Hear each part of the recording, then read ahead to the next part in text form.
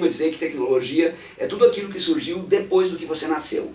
Tudo aquilo que surgiu antes do que você nasceu não é tecnologia, é o mundo como ele é. E você for fazer nos dias de hoje e está embutida a inteligência artificial. Quer no celular, quer em aparelho eletrônico, tudo abrange a inteligência artificial. A inteligência artificial está cada vez mais presente no dia a dia, seja na comunicação, na propagação de conhecimento ou no conforto das atividades diárias.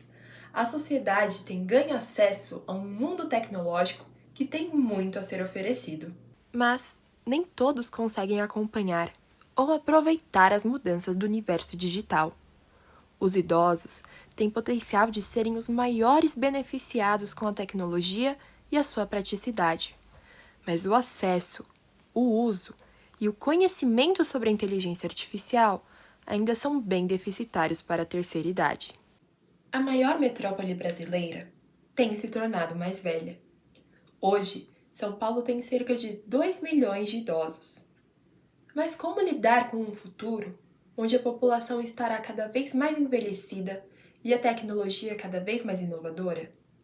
Para responder essa questão, a nossa equipe foi até os bairros do Butantã, Pinheiros, Jaguaré e Vila Celeste conversar com especialistas na área de tecnologia e com profissionais em constante contato com os idosos. A inteligência artificial está em tudo, né?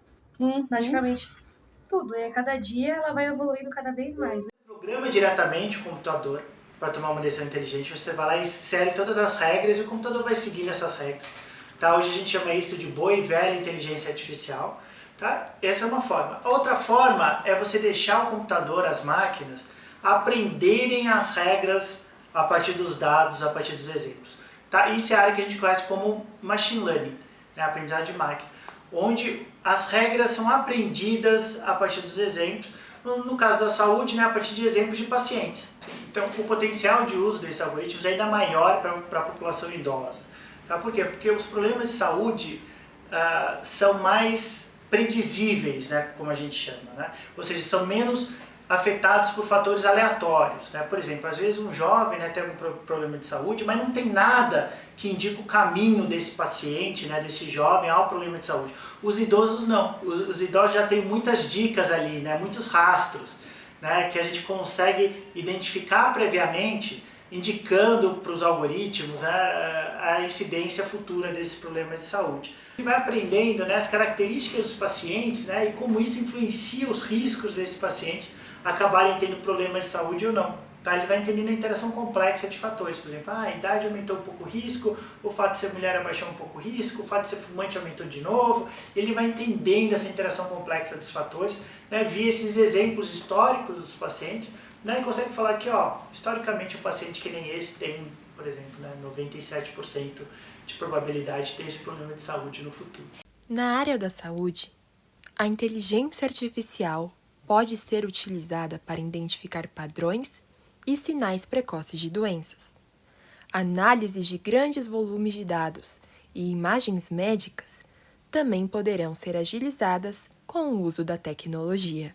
Eu lembro que na minha infância eu acompanhava muito algumas senhoras em consulta médica, já assim na idade de 13, 14 anos, eu acompanhava nas igrejas, ou dentro das casas delas, auxiliando de alguma maneira. Então, desde que eu me conheço por gente, eu sempre estive ao redor de pessoas de idade. Porque eu gosto de velhinhas, né? Eu amo meus velhinhos, eu amo cuidar de velhinhas, né? Eu falo meus velhinhos, né? Mas assim, eles precisam de amor. E amor é tudo que a gente tem para dar na Terra. Se a gente não der amor, colocar amor no que faz, não faz. Então, cuidar de idoso para mim é uma vocação, assim como eu cuido das minhas plantas. É uma coisa que eu amo, que eu curto muito. Porque se você tem dúvida de alguma coisa, você também recorre até a internet ali para auxiliar eles no que eles precisam. Às vezes até para, tô com uma dorzinha assim, não sei o que, aí você vai lá, procura para ele e fala assim, tá vendo? Não se preocupe, isso daí não é nada, é uma coisinha corriqueira, da idade, não sei o que. Então há uma facilidade também nesse sentido. Tudo que a gente tinha que fazer, a gente tinha que buscar informações, às vezes em revista, algumas informações que ele queria, ou jornal, e você às vezes não tinha aquilo à mão, ou através de outro conhecido, não sei o quê. Hoje não, com a internet você dá todas as informações que eles te pedem. Eles escutam música, né? Areste não sei o quê, areste não sei o quê, entendeu? Então ajuda sim, há uma diferença muito grande, facilitou a vida. Eu acho que talvez um dos melhores usos para a tecnologia e o idoso seja reforçar de verdade o vínculo social. Agora, reforçar o vínculo social está muito mais parecido com a Wikipedia do que com o Instagram. Quer dizer, reforçar o vínculo social não é transformar a sua socialização em jogo e colocar você em competição com os outros pelo número de curtidas, pelo número de comentários, pelo número de seguidores, porque isso só vai aumentar o isolamento. A gente tem a tecnologia, essa tecnologia é social e a gente tem uma epidemia de gente sozinha. Então eu acho que quanto mais velho você é, mais solitário você tende a ficar. Por quê? Porque você perdeu um ente querido, porque as pessoas morrem, as pessoas se divorciam e não voltam a se relacionar, os filhos deixam a casa, uma série de coisas. Quer dizer, você soma a tudo isso uma tecnologia que isola ainda mais as pessoas, bom, então ok, então a gente precisa fazer alguma coisa com isso, né? Já que todo mundo tem telefone, já que todo mundo usa o telefone para se integrar, então que tipo de tecnologia pode estimular um indivíduo que é mais velho a compartilhar a experiência dele, compartilhar o conhecimento dele, conversar com outras pessoas que têm os mesmos problemas, formar amigos de verdade, etc.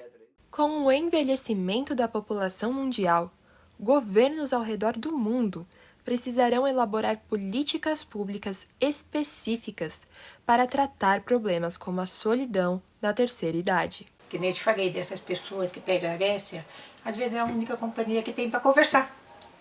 Mas eu conheço gente que conversa com a televisão. Tamanha solidão. Uma coisa é os produtos da tal inteligência artificial gerarem coisas bacanas. Outra coisa é eles demandarem ações que demandam uma literacia, demandam um aprendizado que a pessoa talvez não tenha, né? Então esse é um lado. O outro lado, e acho que é o lado mais real, é você pensar que inteligência artificial tem só dois problemas. Não é inteligência e não é artificial. Inteligência artificial é, como o nome intelligence em inglês, ela é uma grande coleta de dados. Se você pensar, a CIA, a Central Intelligence Agency, não é uma think tank, não é um lugar de sábios, não, é um lugar de espionagem. Então, inteligência é coleta de dados. Ela não é inteligência porque a máquina não pensa, a gente ainda não sabe nem como o ser humano pensa. A máquina basicamente coleta dados e devolve esses dados. E não é artificial por quê? Porque ela coletou esses dados foram gerados por seres humanos. Se as coisas continuarem como elas estão hoje, a gente vai ter uma desconexão, a gente vai ter uma dissonância muito grande entre o tipo de produto digital que é feito e o usuário desse produto. A falta de conhecimento, a falta de pessoas que instruam eles, a falta de pessoas que estejam ali tendo paciência para ensinar eles a mexer, a manipular, a coordenação motora deles também dificulta, a dificuldade visual, entendeu? Mas eu acho que o principal é alguém que esteja ali junto para dar uma assessoria, para dar uma orientação. Eu acredito que qualquer tecnologia tem o viés do idoso, sabe? Qualquer tecnologia, né? Se você hoje, sei lá, uma cadeira como essa, sabe, vai ter alguém com uma dificuldade de locomoção que vai usar. Uma câmera como essa que está gravando a gente, vai ter uma pessoa que talvez não tenha uma mão tão firme, talvez não tenha uma visão tão boa, que vai querer usá-la. As pessoas não têm paciência com o idoso, as pessoas querem se ver livre dos problemas, então cada um tem sua vidinha, os filhos querem cuidar das suas vidas, esquece dos pais que já são velhinhos, dos avós que já são velhinhos, eles esquecem. Então, o que falta é isso. Principalmente é a família. O poder aquisitivo da maior parte do idoso é salário mínimo. Não tem como. Eles têm acesso a uma coisa mais abrangente. Muito mal, alguns deles tenham um celular. Com talvez algum acesso na internet, fazer alguma coisa. Mas poder aquisitivo é muito difícil para eles. A transição demográfica tem ocorrido de forma mais rápida no continente americano e no Caribe. Estima-se que até 2050, 30% da população dessas regiões terá mais de 65 anos. Acho que empatia, ela tem que ser um pré-requisito básico de qualquer forma de comunicação. Porque ela é o pré-requisito básico de uma comunicação civilizada entre duas pessoas. E, no fundo, esse é o grande problema. A gente não pensa no outro, não é por egoísmo. É porque o problema do outro não faz parte do nosso problema. Se você, até você torcer o pé, você não vai perceber que a sua escada é difícil. Você sobe a sua escada com total tranquilidade, você nunca reparou muito nela, talvez fique cansado quando você está carregando uma mochila, uma sacola grande, mas você não presta atenção nela. O dia que você torce o pé, você fala, nossa, essa escada é um pesadelo. Então é muito normal isso. O que é legal, às vezes, é que a gente precisa de estruturas de conscientização, de lembretes para isso, né? A inteligência artificial é perfeita para a área da saúde, né? Por dois grandes fatores. Em primeiro lugar, é a área que mais coleta dados. Tá? Então a gente estima que cerca de 30% de todos os dados do mundo são coletados pela área da saúde. Então é uma área com muitos dados. E ao mesmo tempo que tem muitos dados, é uma área muito difícil, muito complexa. Tá? Então você une essa questão de ter muita informação e de as decisões serem difíceis, é perfeita, é uma área perfeita para ser completamente transformada por meio desses algoritmos que conseguem aprender decisões difíceis, decisões complexas a partir de muitos dados. Utilizar machine learning, utilizar algoritmos de inteligência artificial para conseguir identificar na área da saúde, que é a nossa área que nós trabalhamos, qual paciente vai se beneficiar mais de cada política pública. Tá? Então as políticas públicas elas precisam ser focalizadas. Tá? A gente não consegue fazer uma política pública para 200 milhões de brasileiros. Tá? Nós temos que fazer para aqueles que vão ser impactados positivamente por essa política pública. Tá? E esses algoritmos conseguem aprender exatamente isso com o sistema de saúde. Tá? Desde o primeiro contato do paciente, por exemplo, decisões sobre triagem dos pacientes, sobre para qual profissional vai encaminhar esse paciente, isso vai ser tudo orientado, guiado por algoritmos de inteligência artificial, até a metade do contato, né, o meio do contato, que seria na consulta clínica mesmo. Tá? Então o médico ali, o profissional de saúde, vai ter acesso a esses auxílios para diagnóstico, para auxiliar em encaminhamento de pacientes, a intervenções, a prescrição de medicamentos. Então o profissional de saúde vai ter acesso a essas informações o quanto quiser durante a sua consulta e até no fim do contato, né, em decisões, por exemplo, de alta hospitalar desses pacientes. O censo do IBGE de 2022 indica que a média brasileira é de 55 idosos para cada 100 crianças, número inferior aos 66 idosos para cada 100 crianças registrado no estado de São Paulo. É uma enorme inocência, mas na verdade não é inocência não, é arrogância mesmo, um indivíduo acreditar que ele sabe como o outro lado pensa ou que ele consegue se antecipar a um problema.